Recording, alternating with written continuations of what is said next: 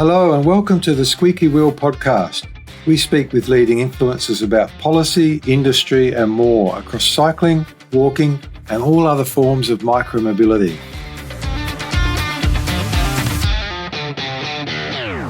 My name is Phil Latz and I've been squeaking about various causes for over 40 years. And I'm Irene McAleese, co-founder of the cycling technology and data company cSense. And we're on a mission to help cities transform for more cycling and micromobility using data.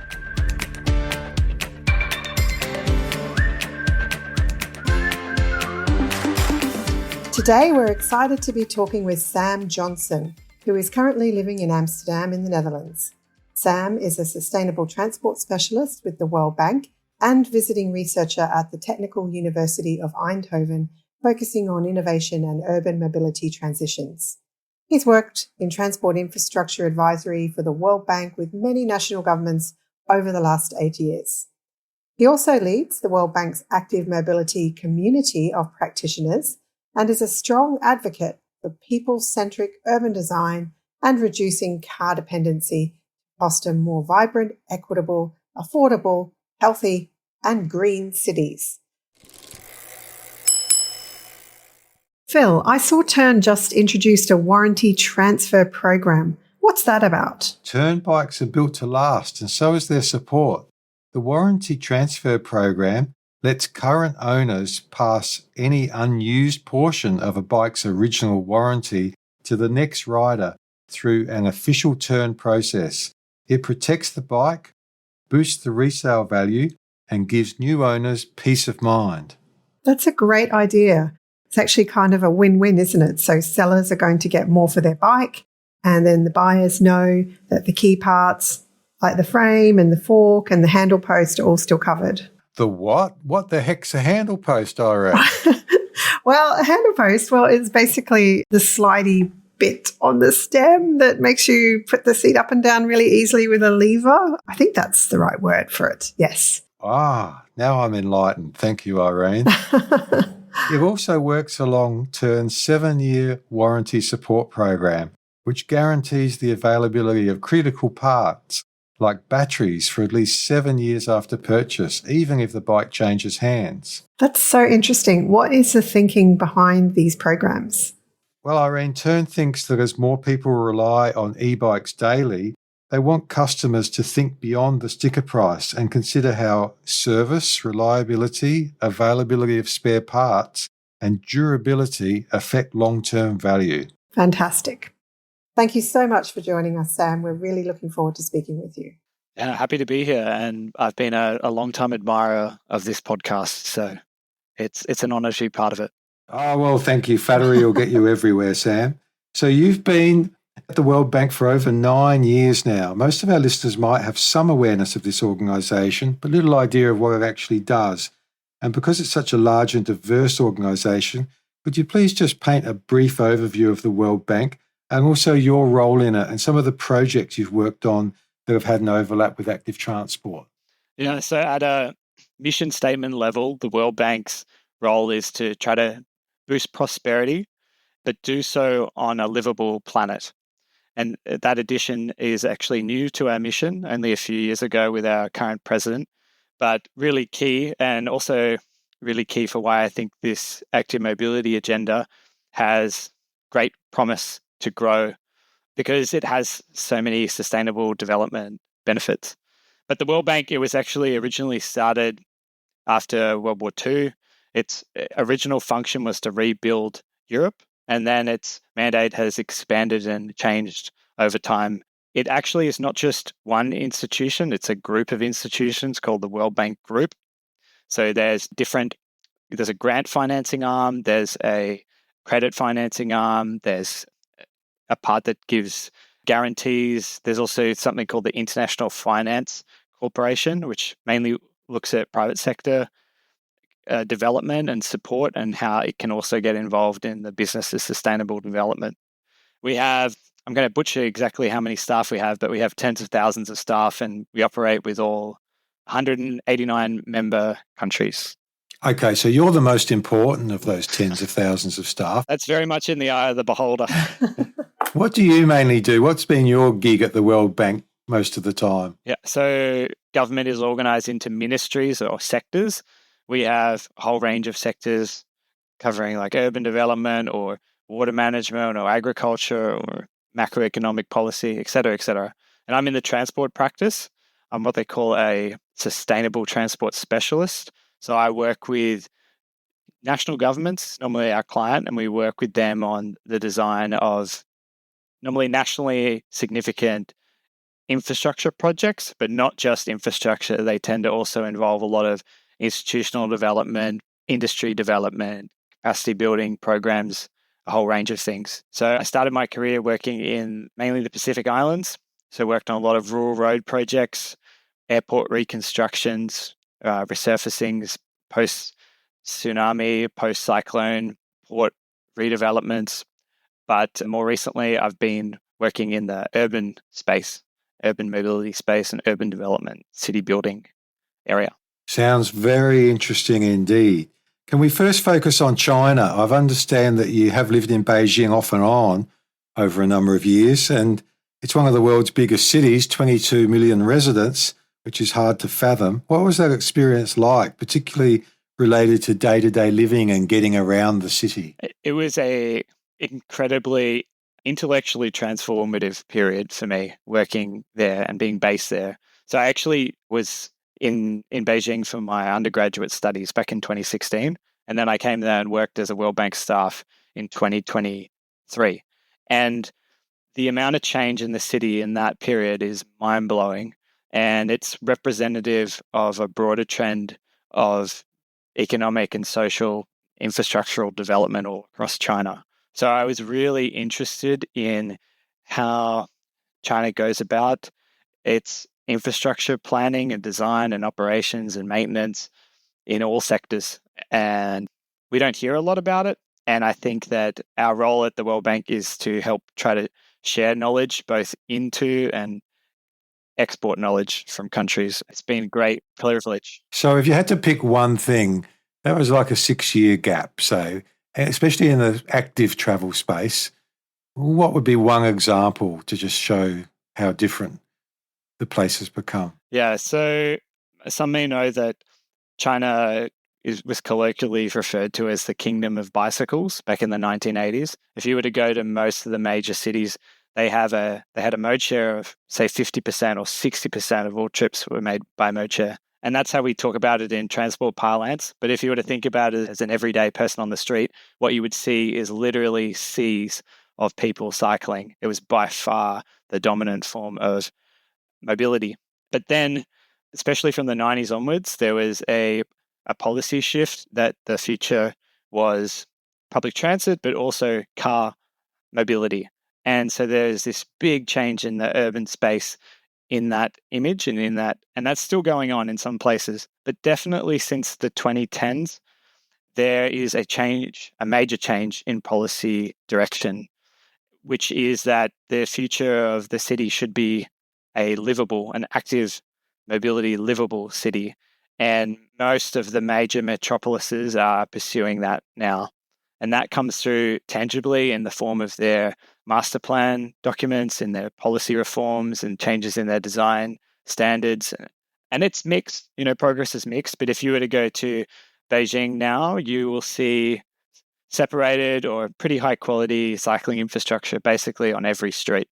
Or if it's not a separated infrastructure, then maybe it's what we think of in the Netherlands as a fietsstraat or a cycling street. And the quality varies. It's not as good as in the Dutch landscape, I would say. But coming back to my earlier point about being there in 2016, a major feature of development in China is it's very rapid and very iterative. So I expect things will continue to improve. That must have been so fascinating to live there at that time, see that rapid change, especially the shift towards more livable cities. What actually drove that change, do you think? What was the sort of tipping point or, the key decision makers that are maybe influencing this? Do you have any insight into that, Sam? Yeah, well, I think that a major motivator in the early 2010s, when this policy shift was really gaining speed, was the issue of congestion, but also the issue of air pollution, which was quite chronic, and the quality of life losses for people due to that, but also the economic losses. And like in the minds of government everywhere, basically, economic growth and prosperity is front of mind and what they want. So they realize that if we continue on this current path, we're going to lose out a lot. And so there was a major national government reform project called the Transport Metropolis Policy in 2010, which was a central government-led program which was encouraging all the major cities to radically prioritize public transport and transit-oriented development. And there was grant funding that flowed that way and other incentives. And that was the beginning, I think. And then by the 2020 rather, active mobility started to feature even more prominently. So it started with more of a focus on the public transit, and a lot of investments flowed there. But now active mobility is very much part of the policy. It's so interesting to hear the economic drivers as well, because I was actually living in Singapore around 2008. I knew lots of the expat community. So people that are highly mobile, traveling to whatever country, the countries that are trying to attract talent. I know some people said, no, I wouldn't move to Beijing. The air pollution is too bad. I wouldn't go there. I wouldn't take my family there. And so that's talent, that's economic opportunity they're missing out on. So that's obviously just one piece of the puzzle. But yeah, I heard those conversations. It's a real thing. And it's so interesting that's filtered through and led to influencing maybe some of those decisions for change. And the speed at which they are able to unleash things is really impressive. To your point about attracting talent, I can speak to the experience of a World Bank project in a city called Tianjin, which is, as of now, it's the largest World Bank project dedicated to supporting active mobility, but I think it may be the largest ever overseas development assistance project. And interestingly, the mayor and the mayor's leadership team were really interested in that project, primarily because it would attract talent and attract people to want to live there. It was not about getting people cycling. It was about creating a prosperous city to live in. Well, I was lucky enough to be in the front row of the Velo City conference when you showed slides of that project. And it would be great if we could put slides in the show notes, if that's okay, Sam. Yeah, no worries. Of course. There's also a recording. There's a few webinars out there where I deep dive into the technical design of that project too, that may be of interest to listeners. Oh, well, if we can put links, that would be awesome. No worries, yeah. So, Sam, I'm aware you're currently doing some research at the University of Eindhoven, and there's a very appealing research topic title that we read, The Path to Investing 10% of National Government Annual Transport Budgets in Active Travel. Now, this does sound fascinating. Are you able to give us some little snippets of the sorts of things that you're uncovering so far? Yeah, I think I need a more catchy title. if you have to take it... I did my best for you, Sam. I try to give it It's not your execution was great, but I think that if the title's so long that we need to take a big breath before we say it, it's not going to cut through. So if anyone on the podcast listeners have ideas, I'm open to them. Yes, a free squeaky wheel podcast hat up for grabs. We're raising the stakes. Come up for a good name for Sam's research, and a free cap is on your way. So you heard it here, folks. I'm sure Phil will make good on that. So the research is basically the genesis of it is that I see people, and by people I mean like transit authorities and cities, they are starting to really care about this agenda. It's coming through in their values and their objectives, but the funding is not there yet really for it. And so this work is trying to start a global debate about, well, what would our cities look like if we use this upcoming UN Decade of Sustainable Transport to be like our focus period where we try to scale up the amount of funding that we allocate to this in our road agency spending, such that by 2035, we nominally spending 10% of our expenditure on this agenda. And it's quite an ambitious idea and contentious idea. Maybe it doesn't have to be. And what I'm trying to do with this research is explain why I think this makes sense, why it politically makes sense, because of course that's really important, and then how it could be done. And I expect that this will just be, there'll be many people who will stand on the shoulders of this work, and what I'm doing will have many limitations, but I hope that it helps shape a new form of debate. Yeah, of course, because you can talk about this stuff, but unless the budget flows through, it's not going to happen, is it? So this is Exactly. This is critical because unlocking that, this is really a kind of a toolkit or a way of helping people go about moving from the rhetoric, this is a nice idea, this is part of our values, this is what we're passionate about, to actually, where's the money? How do we put together the business case to unlock the funding? It's about making the business case at the country level at state level. So right now, road authorities tend to make the business case for active mobility at the neighborhood level or at the street section level. Right. And that's very time intensive. Yes. And I argue that doesn't make a lot of sense when we already know that active mobility has a really strong cost benefit analysis ratio. So why not do the analysis on a broader level and give ourselves a mission slip to act at the state level or at the national level, make this a priority there. And there are countries around the world that have started doing 10% of their budgets. I'm thinking of Ireland being one of those. Are you looking to countries that are doing that and trying to learn lessons from their approach? Absolutely. Yeah, so I've been doing interviews with staff within those road agencies and institutions that are seen as on the cutting edge or the leading edge, and understanding how they design their schemes, what challenges they've had trying to implement them, and all of this is done to inform and hopefully help their peers around the world. Oh, that sounds great. What about when they're putting together that business case? I think I saw something that you had talked about or touched on in some of your research called, and I like tools and data, so the Cycling Max tool. Did you want to touch on that a little bit and just let people know a bit more about that? Yeah, sure. So this is a new knowledge product that was released jointly by the World Bank and a group called the Institute for Transportation and Development Policy, which is a think and do tank that's very influential, especially in low and middle income countries for shaping sustainable transport policy. So this was a strategic partnership between us and them to recognize that there was an issue that, especially in those contexts, practitioners didn't have a easy to use economic appraisal tool to make the case that we should improve this section of road and put in a segregated cycle lane. So what this tool allows you to do is, with very little data input requirements, you can estimate that.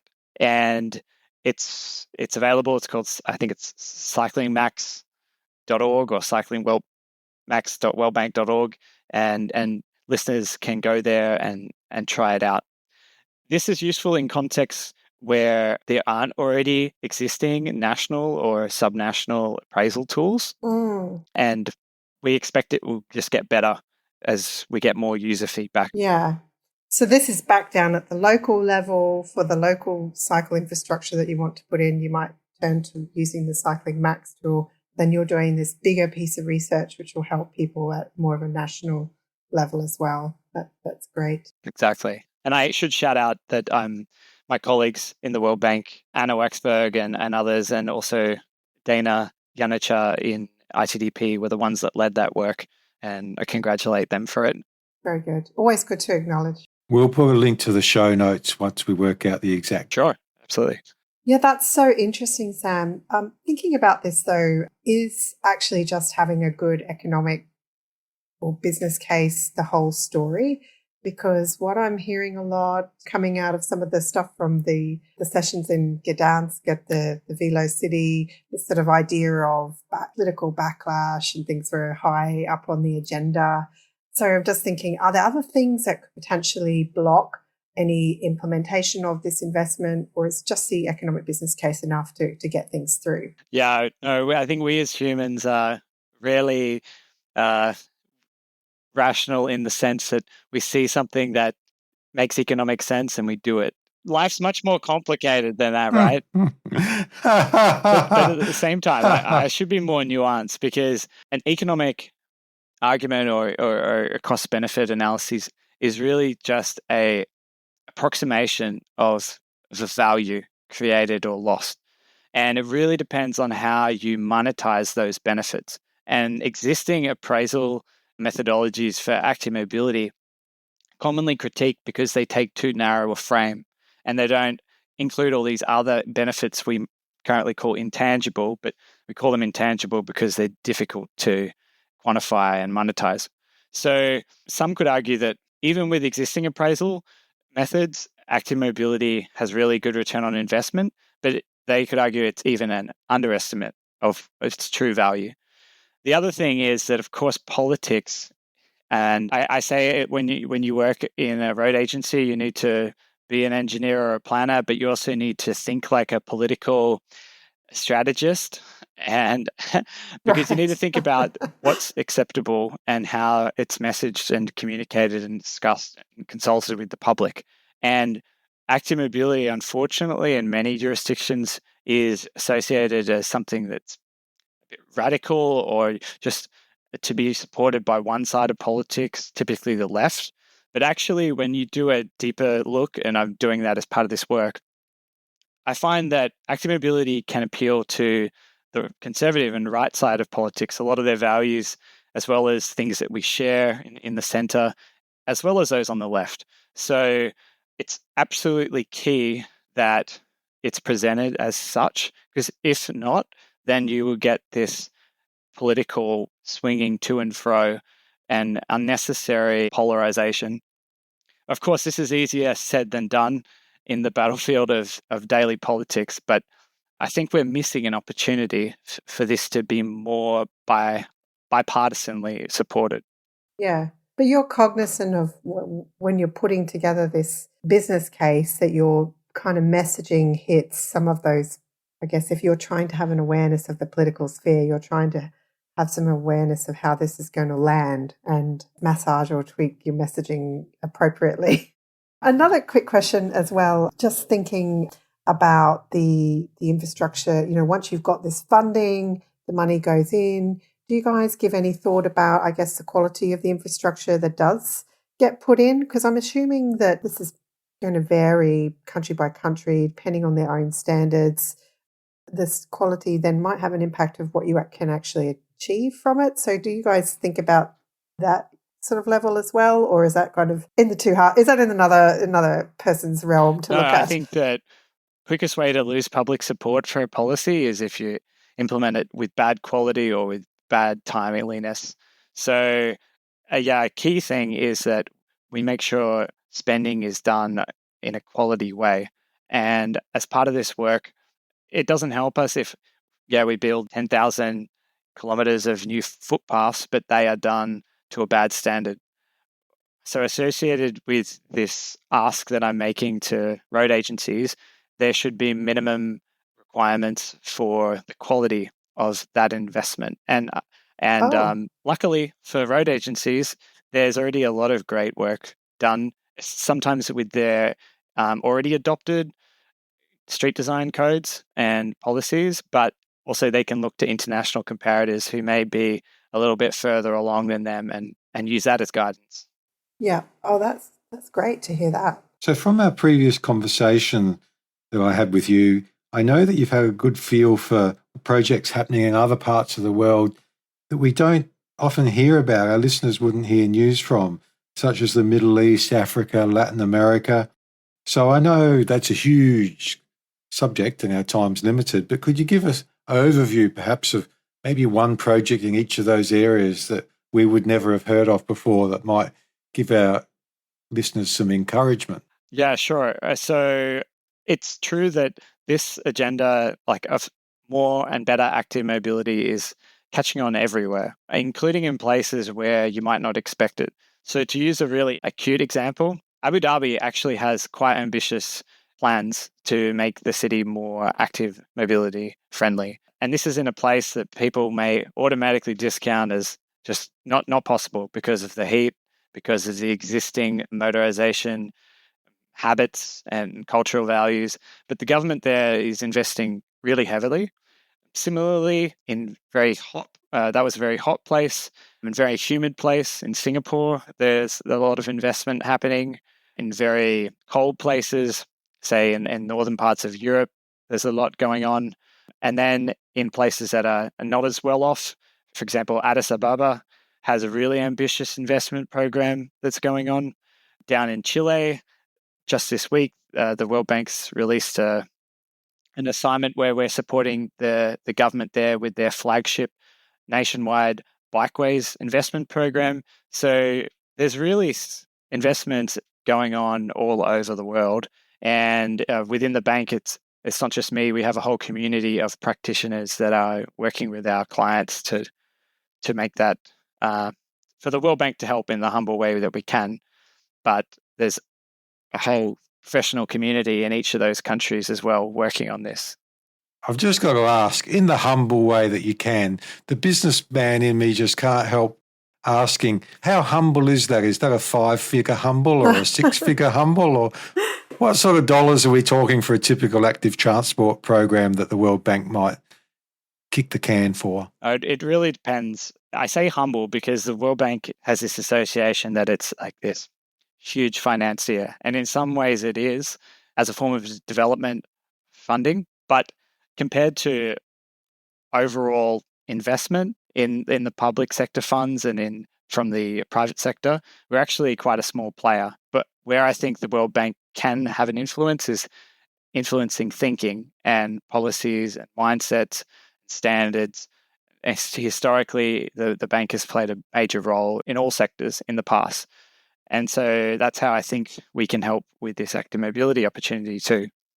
But in terms of, to answer your question more directly about the amounts, so the largest project we've done just dedicated to active mobility so far is valued at about 140 million Australian in one city. But the World Bank's typical urban transport project size is more than 200 million US dollars.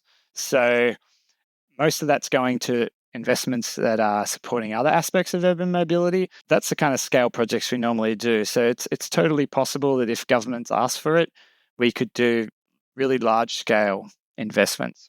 We are open to business for that. I don't Excellent. know, we can put it in the show notes as well, but we did a celebration for World Bicycle Day at the World Bank headquarters.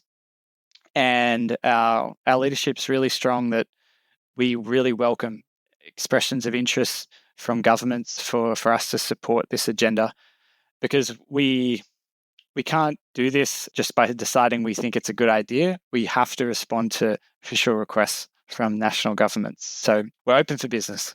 Well, that's fantastic. So we're coming to the end of our interview. Is there any topic that we haven't asked you about that you would like to mention? I would like to think about as a group, as a community, that we need to make sure we don't just position this agenda as being about mobility, or especially being just about bikes, because it becomes unnecessarily myopic and you end up having this kind of clan-like interest group forming. We need to make sure we're positioning this as about creating livable, productive, enjoyable places and putting it out there in terms that no matter if you're on the left side of voting or on the right side, it's in common ground that we can all support. And that's how I think our political leaders will be more inclined to support it. When they see that this is not a fringe thing, it's just something that everyone wants, and they can win votes by helping us achieve that future. Livable, joyous cities. Yeah, that's a very good point. And also just so heartening to see that the World Bank have really taken this I saw the recent blog that was put out, and actually I saw the demonstration on LinkedIn on World Bicycle Day of all the employees there in the foyer doing this amazing bicycle display. What do you call it? Kind of montage, people bodies moving around in a wheel-shaped fashion. We should put that in the show notes as well. It's very cool. But I guess it's symbolic of, it's trying to say that this stuff is actually, it's really on the agenda, and this is taken seriously now, and there's money that can flow to these kind of investments for livable cities using mobility. So it's a great thing to see. Absolutely. Sam Johnson, thanks for coming on the Squeaky Wheel podcast. Thanks very much, and thanks for everything you do in this community. Thanks, Sam. Wow, that was so great to speak with Sam. That's definitely someone we've been wanting to speak to for some time. Sam's a real Renaissance man, I reckon. Very quiet-spoken, very articulate, but he's in the engine room too. The World Bank's got billions of dollars. Like he said, the largest individual project they've funded is something like $140 million. So they've got money, unlike a lot of local governments and so on. And as he also said, they can't just impose their will on countries. They have to be invited. So, hey, if you're listening from a country that needs some good active transport infrastructure, and I think that means every country on the planet, then you might want to contact Sam and see if he can give you a hand. Yeah. And I mean, I think a key takeaway for me as well is that what they're doing with transport infrastructure, I mean, as Sam mentioned, isn't just about putting in transport infrastructure. They really are looking at the bigger picture about creating livable, enjoyable places that work for everyone. So it's a great piece of work that they're involved in. Absolutely. It was very exciting to talk to Sam, and also hear Abu Dhabi, Chile, Santiago, Addis Ababa. We've put links in the show notes to all of those cities he mentioned and more. So just great to hear that things are happening beyond the usual Anglo countries that we talk about. So, yeah, great episode. Absolutely. Well, Irene, as you know, at the end of every episode, we have our section called What's Up, where we can tell people what we're doing and things we've learnt. So what's up, Irene? Okay, so a few things.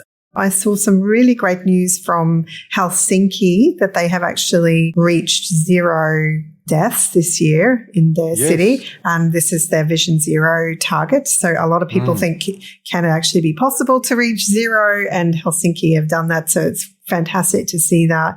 Go and have maybe we'll put that in the show notes, but there's lots of strategies that they're doing to address that. Also super proud that at C-Sense we're actually working with Helsinki on our e-scooter project, which I mentioned last time. So they're not resting on their laurels. Even though they're at 0, they're looking for new innovative ways to, keep progressing. So go Helsinki. The other piece I thought was interesting, Active Travel England have released some research, and it's all about estimating the benefits of active travel investment. So there's a very interesting new report on there. Now, I've only had a chance, it's just come out, so I've only had a chance to have a quick skim, but it does talk about, all the different data sources that might be needed. But I mean, as we've spoken with Sam and other people, understanding the benefits and being able to quantify that is really helpful when you're putting together funding applications and that kind of thing. So we'll link to that as well. And then a couple other pieces of C-Sense news. I'm super excited. This week, the ITS Australia has just published research that we've been involved with, working with most of the state governments around Australia and the University of Melbourne, looking at how innovative new data sources, connected data sources can be used to, in their words, revolutionize transport management. So they've been looking at connected car data, and then they took the C-Sense data that we have in Melbourne. And so exciting that they, published this research report, and it's talking about, we get a shout out in the press release about how incorporating the cyclist movement, the braking data, the swerving data, all of this is helping to reveal hidden safety risks, flow inefficiencies, and providing actionable insights for infrastructure and intersection design. So for us, like, it's a really great piece of collateral and really research. PR, kudos. Recognition. Yeah. Recognition. And So just in case anyone doesn't know, ITS stands for Intelligent Transport Systems. That's right. Really, I struggle with the word intelligent. I wonder what that means. Anything else for your WhatsApp, Irene? Just lastly, I'm sure you'll probably mention it as well, but the National Transport Conference in Australia is coming up in September. So I'll be there speaking at that. We have a CSEN stand. And Phil, I'm going to get to see you and hopefully lots of other advocates and practitioners while in Adelaide. So I'm really looking forward to that. Absolutely. No, looking forward to that trip, 3rd to the 5th of September. It's currently called the AITPM Conference, but they will be announcing a rebranding with a great new name that we have to keep secret for now and not steal any thunder. They're renaming the organisation and the conference, and I'll be doing a Vox Pop style of episode there, including hopefully some of the keynote speakers and delegates, similar to what I just did recently in Gdansk, Poland at Velo City Conference. So a couple of other things for my WhatsApp. Last month I talked briefly that the City of London had now more cycling mode share than car mode share, at least for the city centre. Since then, I don't know if you've seen this, Irene, there's been some really big announcements from the City of London Mayor, Sadiq Khan, about pedestrianising and greening famous landmarks, including parts of Oxford Street, Regent Street, Piccadilly Circus, and other neighbouring streets and squares. Sounds just like a monopoly board to me, but these will be major changes for the better. Had you seen that news, Irene, by any chance? Yeah, I did. It's very good, very good. The Mayor of London is the Mayor of Greater London and has a lot more power than 9 out of 10 mayors around the world. And that's actually a very important point that you raise, because it means that they can do, if you get a more progressive mayor, they can do more things, more positive things. And just a couple more things. A few months ago, I mentioned about a huge motorway interchange project in my hometown of Wollongong, New South Wales, which was originally going to include a cycling and pedestrian overpass bridge that they tried to quietly drop from the plans when the overall project costs started to blow out. I attended a couple of community meetings about this. One had over 100 attendees, which is exceptionally large for a little hick town like Wollongong. And after a lot of lobbying, I'm pleased to say that the bridges are now officially back in the plans. It wouldn't have happened without determined community advocacy. And finishing with some more good local news, I'll include a couple of photos in the show notes from the Lord Mayor of Sydney, Clover Moore, opening the new Oxford Street protected bike lane, which is a major arterial route in and out of the city of Sydney. This section of lane was built by the City of Sydney and it goes to the edge of their boundary. But beyond that, the New South Wales government is supposed to be building the final missing link that will connect towards the path that's already constructed that extends towards the city from Bondi Junction. There's all sorts of saga around that, which I'm not going to go into here, but one day I'm sure that section will be built. I'm also including 3 progress photos I recently took of the Sydney Harbour Bridge cycle ramp under construction, which will be replacing 5 flights of stairs. It's already a visible reward for a multi-decade battle by cycling advocates, and it will be a great day when it opens. There's no official opening date yet, but they're really racing ahead with progress since the last time I looked a couple of months ago, so I'm thinking about 6 months' time they'll just about be done. So that's my WhatsApp. Have you got anything else to add, Irene? No, I don't, Phil. I think that's been a great discussion though, so very exciting. Well, that just about brings us to the end of this podcast then. Thanks for listening if you've got this far, and if you've liked what you've heard, please subscribe via your favourite podcast platform. We're planning to release 1 new episode per month on the 3rd Thursday of each month. And please also leave us a review or a rating on your preferred platform. You can also find out more about the Squeaky Wheel podcast and contact us directly via our website, squeakywheelpodcast.com. We'd love to hear your feedback. Absolutely. And until next time, keep squeaking.